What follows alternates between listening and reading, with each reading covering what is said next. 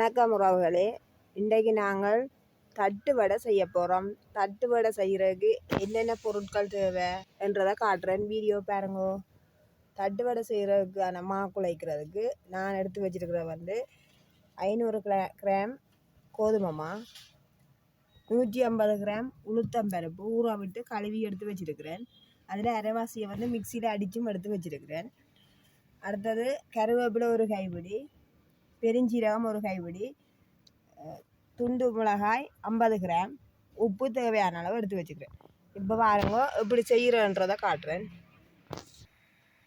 இப்போ பார்த்தீங்கன்னு சொன்னால் எடுத்து வச்சிருக்கிற மாவுக்குள்ளே நான் மிக்சியில் அடித்து வச்சுருந்த உளுத்தம்பருப்பை போடுறேன். 150 கிராம் உளுத்தம்பருப்பு எடுத்து கழுவி எடுக்கிறேன். அதில் அரைவாசியை தான் மிக்சியில் அடித்தேன். அரைவாசி முழுசாக போட போகிறேன்.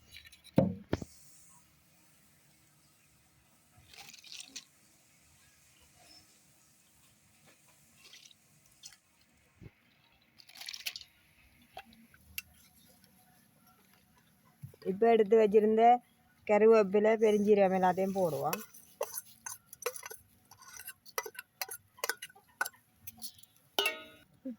அதோட மிளகாத்தூளை தேவையான அளவு, இப்போ நாங்கள் எங்களை உரைப்புக்கு ஏற்ற மாதிரி 50 கிராம் எடுத்தேன்னா அவளாம் போடுறேன். நான் அவளாண்டு உரைப்பு தேவையில்லை, தேவைக்கேற்ற அளவு தான் போடுறேன்.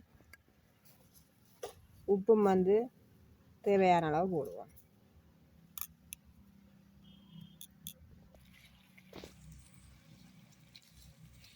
இப்போ நான் எல்லாத்தையும் போட்டுட்டேன். கொஞ்சமாக தண்ணியும் விட்டு எல்லாத்தையும் மிக்ஸ் பண்ணுறேன்.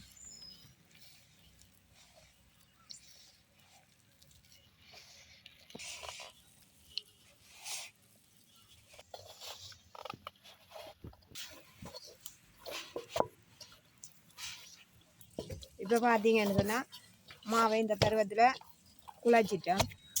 இப்போ இதுக்குள்ளே கொஞ்சம் எண்ணெயை விட்டு குழைப்போம்.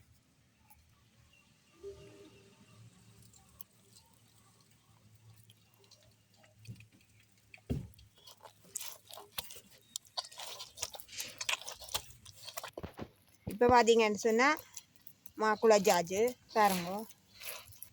மா வடை செய்யக்கூடிய பருவத்தில் குழைச்சி எடுத்துட்டேன்.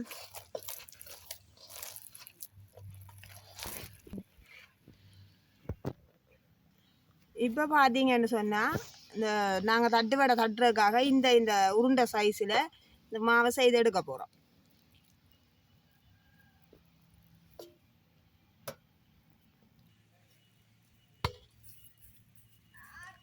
இப்போ பார்த்தீங்கன்னு சொன்னால் உருண்டையெல்லாம் பிடிச்சி முடியுது. நாங்கள் இது வேறு எடுத்து இடையில தட்டுவோம்.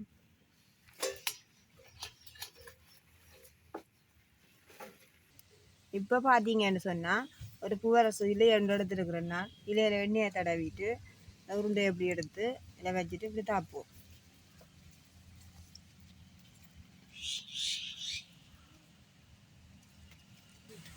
எங்களுக்கு ஏற்ற மாதிரி நாங்கள் ஒரு தட்டு வடைன்ற சைஸுக்கு வேறு செய்து எடுப்போம். பார்த்தீங்கன்னு சொன்னால் இப்படி இப்படி எல்லாத்தையும் செய்து எடுப்போம்.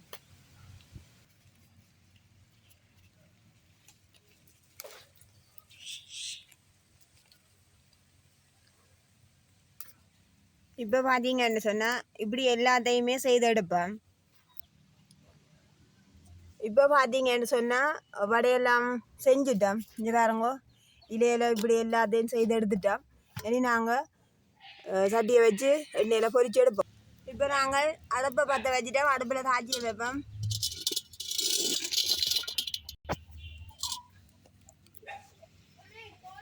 சூடாயிட்டுது, எண்ணெயை விடுவோம். இப்போ எல்லாத்தையும் போடுவோம். நாங்கள் செய்து வச்சுருந்த தட்டை வடை எல்லாத்தையும் எண்ணெயில் பொரிச்சு எடுப்போம்.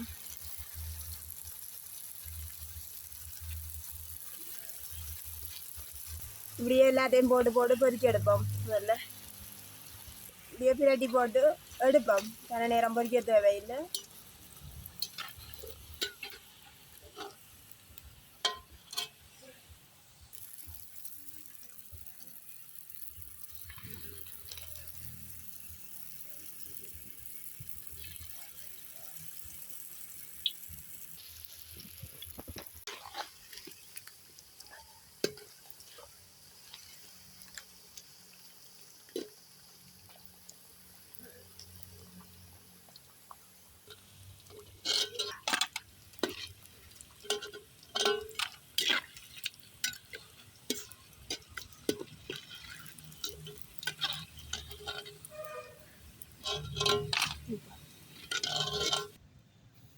ஓகே, தட்டு வடை ரெடி ஆயிட்டுது. இப்போ பார்த்தீங்கன்னு சொன்னால் எப்படி கலகலண்டு தட்டு வடை இருக்கான்னு பாருங்க. மறுமறுப்பான தட்டு வடை வீட்டிலேயே தயார் செய்துட்டோம். இப்படி நீங்களும் செய்து சாப்பிட்டு பாருங்க. பிடிச்சிருந்தா லைக் பண்ணுங்க, கமெண்ட் பண்ணுங்க, சப்போர்ட் பண்ணுங்க.